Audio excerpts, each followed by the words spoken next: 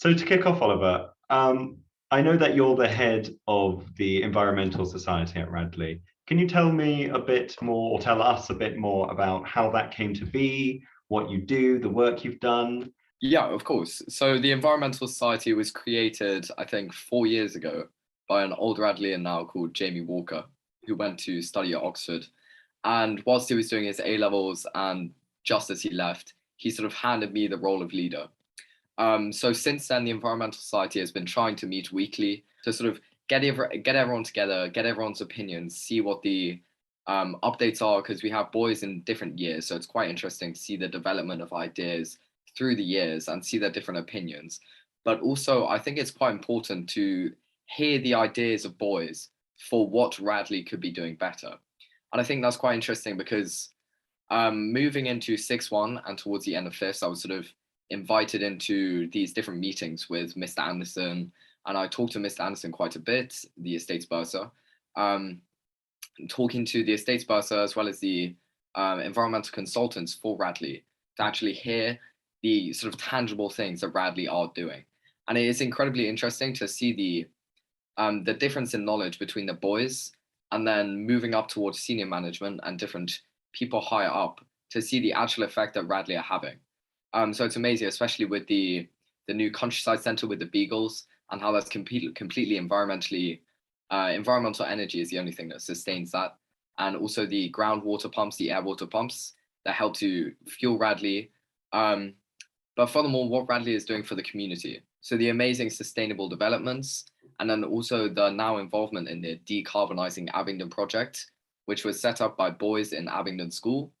And there have been 2 meetings for that to try and gain a further understanding, gain a sort of way that Abingdon could make itself more sustainable. So it's a collection of schools. And so we have representatives in the younger years and the older years. So I myself took part, and it's incredibly interesting. And it was a very productive meeting. So I think it's very interesting what the Environmental Society is doing in terms of its involvement in senior management and with people higher up. And then also trying to instill values and, help educate the younger years and help try and push this environmental agenda throughout the school. That's great. But so is it quite interesting for you to be working in the local community? Definitely coming to now, I've had a lot of involvement in partnerships with, especially Larkham School, as I run a French mentoring project there, but that's, not environmental at all. It's great as well, though. It's very interesting. But it is very interesting to see the different opinions of schools and what the outlook is on it. And also, as I'm quite interested in food waste and how we can sort of decrease the amount of food waste that Radleigh produces. I talked to one of the head chefs at, I believe it was Abingdon School, and it's quite interesting to see what Abingdon does and how they try to alter their menu, bring in more environmentally sustainable meats and different forms of dairy, etc., to try and reduce this environmental impact that Abingdon School is having on the community. So if it's they're trying to bring beef off the menu, and I also know that Radleigh is trying to decrease the amount of beef on the menu as well. And it's all these things that are pushing this sustainability, this environmental agenda. Yeah. With regards to food waste, I've seen there's a poster outside the dining hall which says, what is it, about 50% of Radleigh food ends up in the bin, or 25%? I might have quoted that wrong. You mentioned, there's different boys from different year groups coming together. It sounds really interesting. You mentioned food waste, but what are generally boys' biggest concerns? Well, I mean, personally, I think mine is definitely food waste, just because it's quite a huge thing at Radleigh. And I mean, I'm sure you can imagine people just take more than they eat, and a lot of it just goes to waste. But moving on from food waste, there's also the idea of sustainable energy and how how we can integrate Radleigh into a more sustainable energy network instead of less fossil fuels, more sustainable energy. And I think that's very interesting to see with the new L social, but also K and J social. I know J social, all that water I believe is heated through solar panels on the roof. Yeah, I think I was right. But yeah, definitely K social. They're the best one, obviously. Yeah. But J and K, there's solar panels on J which try and fuel the water or heat the water for both K and J social. So not only is it more efficient, but it's also incredibly environmentally sustainable.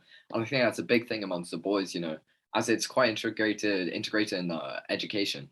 so geography GCSE, which is quite a common GCSE, it does talk a lot about sustainable energy and how we can be more sustainable in our ways, and the integration and the movement from fossil fuels to more sustainable forms of energy. So I think that's quite a big theme amongst the boys, but also amongst the older boys, especially in 6-2. Some of the 6-2s are quite interested in like biothermal energy, and also underground water heating.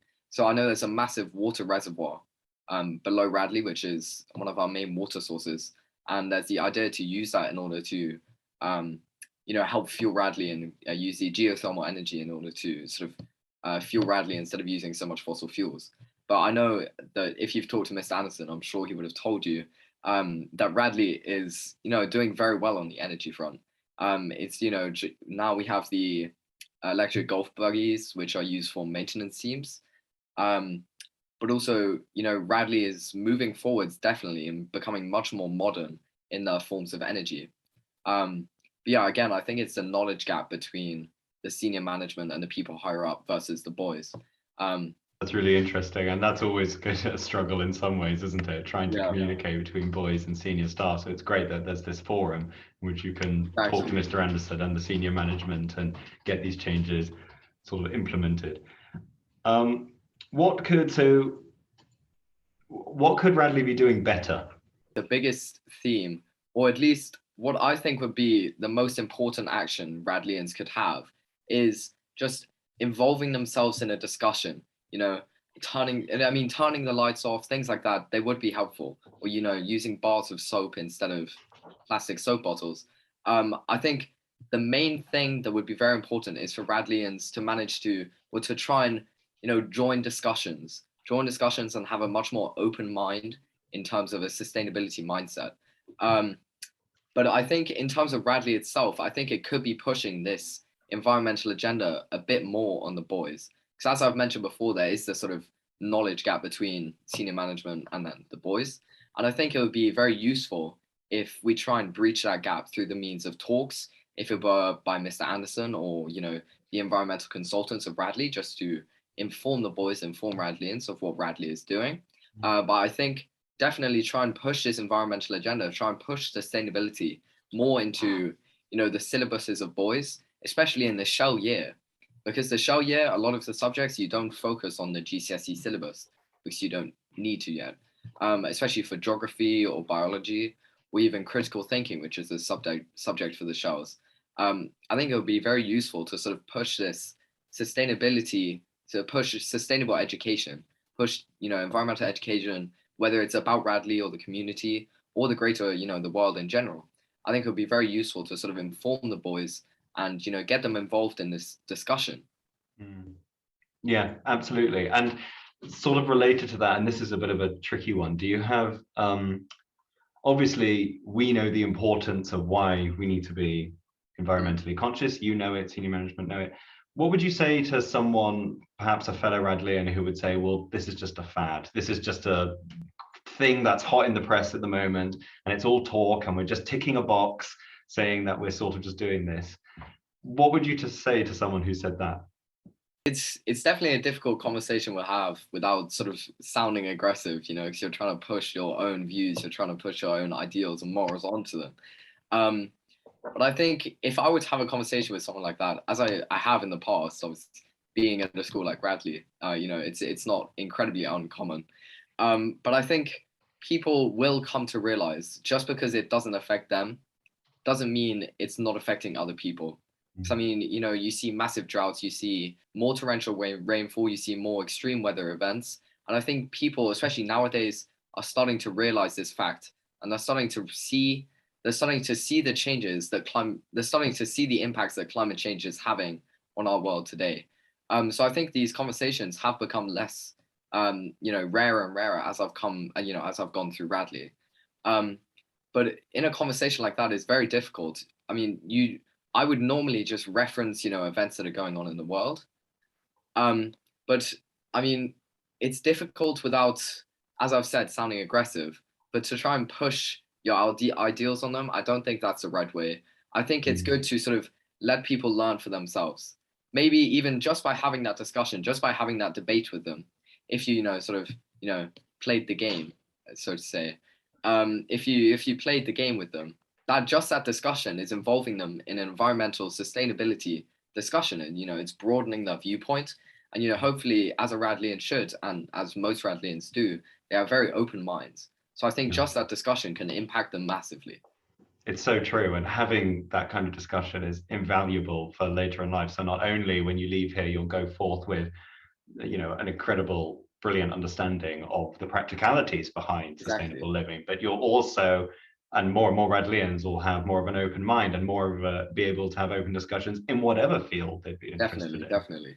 Does the future look bright? Do you think we're moving in the right direction, both at Radleigh and perhaps local community and nationally? I think the future does look bright. At least, at Radleigh, I think Mr. Anderson would have definitely talked about this, but Radleigh's future looks incredibly bright on the environmental front. I mean, you just see through, recent developments such as, the countryside centre, etc. And now the integration in syllabuses of, more sustainable education with geography and biology. So Miss Robinson and I know Mr. Noon have both sort of tried to, bring environmental and sustainable themes into their syllabuses. But I think at Radleigh, definitely the future does look bright.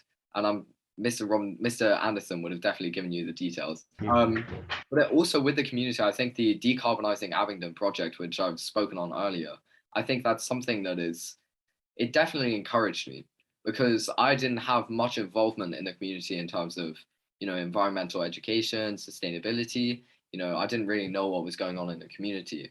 But to see that there's the common creation of groups in these different schools around Abingdon that are talking about environmental issues and are talking about the future in general.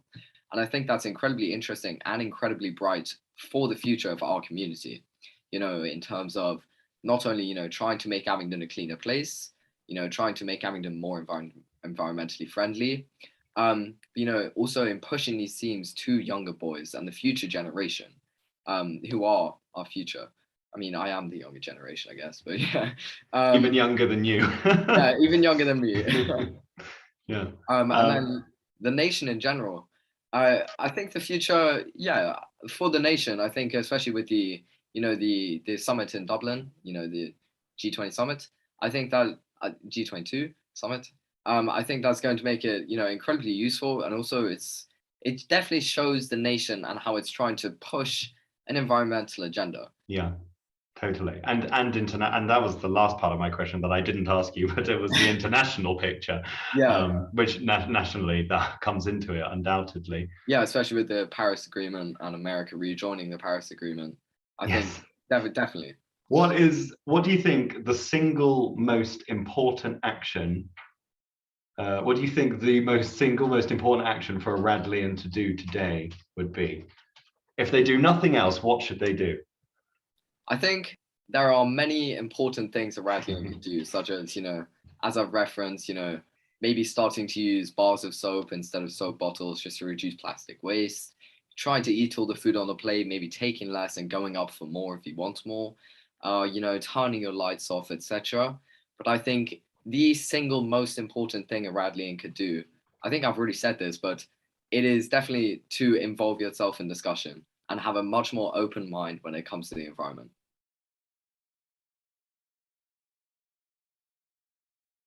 I mean, obviously, people probably will, well, I hope they will, have read in sort of our strategic updates, particularly the one that came out earlier in the year, that this is obviously a key part of our strategic thinking. And we're about to sign off with Council in June, an agreed strategy. So we'll be obviously publishing that later in the year. But perhaps just as a foretaste of that, just a few key points from that. I think we've divided things into 4 key areas, David, and perhaps if you just sort of give us a quick headline, perhaps of what they are and something underneath each one of them. Yes, we have 4 strands. The first one being ecology, which will be tree planting, rewilding. We've got plans for around about 50 acres of woodland, and we're speaking with the Forestry Commission and some local landowners to see if we can try and join up the woodlands that have been slowly taken away from each other over the years. The next area, transport, and we've got a lot of vehicles on site for our operation, as well as our minibuses. We're halfway through changing all of our fleet to electric, and I think marginally amusing thing that I've done in the grounds department is I filled all the diesel tanks with vegetable oil, which we did about 3 weeks ago, and then our head groundsman and I agreed that, but we didn't tell anyone, because if I told you that we'd filled your car up with vegetable oil, you'd tell me that it wasn't performing as well as before, so we didn't tell them, and they've driven them for a few weeks, and then we told them. In fact, at the staff meeting was the first time that I mentioned it to anyone. So we've had a few weeks of undercover survey work, and we found that we don't think it makes any difference at all. So that was a real bonus.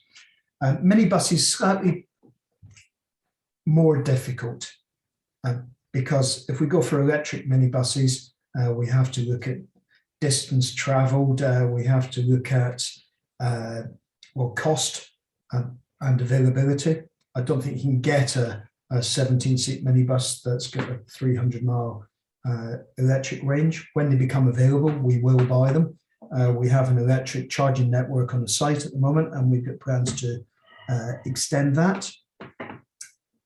Energy, we need to focus on moving away from fossil fuels, and one of our this all sits around a solar farm, which is planned about 4 megawatts. I don't really know what that looks like, but it's about 15 or 20 acres of panels, and we think that will take up our energy demand, plus our energy demand as we move away from gas to electricity, so that there will be some capacity there for that. And we just need to try and use less. We need to focus on the areas. We need to measure and target and measure and target. And it's one of these things where we've done the easy bits, and now we're trying to squeeze the last bits out. All the lights are LED on site. I think 90 or 95% of them are anyway. So that's a fairly good start. Anyway, and waste. Again, we need to use less stuff so that we create less waste. Where we've streamlined our waste over the last 3 or 4 months. We're just about to move into the next phase, where all our waste is compacted into 3 very distinct streams, and all of our waste bins are all aligned both externally and internally now, so they all say the same thing, so that the boys, the staff, the visitors, it's quite straightforward. It's waste, or it's recycling, or it's food waste. What do you think the biggest challenges in terms of, well, 2 questions really. Biggest challenge in pursuit of net zero? What's the biggest thing that gets in the way? And then the biggest challenge of getting the boys engaged? My little concern, if I can answer the question slightly differently, is that it covers over some of the stuff that we need to, that we do need to deal with. We are planting trees, we're putting in meadowland to try and sequester carbon, to suck the carbon in, if you like. We're trying to produce our own energy. We've set some moderate targets to reduce our usage, and but we need to, again, all of our waste at the moment, it all goes away, and none of it goes to landfill. It doesn't go to landfill at all. It goes to anaerobic digestion. It goes to the incinerator. None of it goes to landfill. However, we're using too much of it. That doesn't make any. It doesn't make any difference to our carbon footprint. But these are things that we need to be looking at, because that covers over. Whilst it doesn't affect, using too much stuff, it doesn't, on the actual methodology of calculating your carbon footprint, it doesn't make any difference. Look at all the supply chains and where all that stuff is coming from and how it gets here, and all the hard labor that someone puts in to do all this. remember I did social prayers about 4 or 5 years ago, and I did one, wasn't hugely successful, about the life of a Radley carrot, because a carrot would come in, it was part of something else. A carrot would come in, and it would be grown, and then it would drive here, it'd be delivered. It would go into catering. They would lift it into position. They would peel it. They'd hand it to someone else. They would cook it. They'd prepare it. It would go out. The boy would take it in his plate. He'd eat all this stuff and go, well, I've only taken the carrots so that people would think that I was eating some vegetables. And then they'd take it away. They'd hand a tray back, and then it'd get put in the waste. And all that effort, nothing. I mean, I would certainly eat them. I'm a massive carrot fan. But I think, so I mean, the point that comes from that is the fact that it's not just about, I mean, it's about what we use, but it's also about what's gone into that before it comes there and what goes into that once it goes away from here. And that perhaps is the bigger challenge. And, something we've talked a lot about is trying to avoid tick box exercises, which make us seem to care about the environment, but actually perhaps are just sort of like getting the right sort of ticks in the box. Definitely. And not just go for certification. It's got to be authentic. You're not going to get any teaching experience, and you're not going to make people think a little bit more laterally in the world if all we've done is bought some certificates. We need to learn. We need to understand, and we need to actually see these things. And again, as I say, not just on a DVD, but but see them for real, and look at all our numbers year on year, and see that these things are making a difference. I think for a lot of boys, it's a challenge, not because they don't care about the environment. It's not that, because they do. They understand this is a big topic. They understand this topic they need to think about. They understand probably that much of what they'll be doing later in life will have to incorporate this into what they do. I think they get that. But I think it's trying to get them to understand that what they do now can sort of have, obviously, what Radley doesn't in and of itself change the global situation. But I think it does make a difference. And I think if they can get to understand how that makes a difference day to day, that's going to be a good thing. So I think that's incumbent on us to get that right. And you're absolutely right. Getting that into the curriculum, actually, what David says, seeing that on a screen, seeing it in action within what's happening with figures in their boarding house or whatever it might be. There's lots of things we can do. So I think they do need educating, and I guess that's an exciting part of it. Yeah. And there won't be an instantaneous thing. We want to set a strategy and then plant some trees, and then suddenly everyone will become very interested in it. As things start to physically grow, and they can see it in the environment, and panels start to be put in place, and then data starts to be fed live. That's when it becomes interesting, because it's real. But it is an uphill, it's an uphill battle. It's not first 15 rugby. It's not cricket. It's not the exciting things that the boys want to do, or in some ways become associated with. But I think we can change that. We can teach the boys, but we need to try and teach ourselves as well, and try and look at ways to make this better. Yeah, I mean, technology and innovation are going to be the keys to addressing this. And if we can encourage a mindset with a practical hands-on demonstration of how it's beginning to work here, then absolutely, let's hope we have the boys that will provide the solutions in the future because of what we're doing now.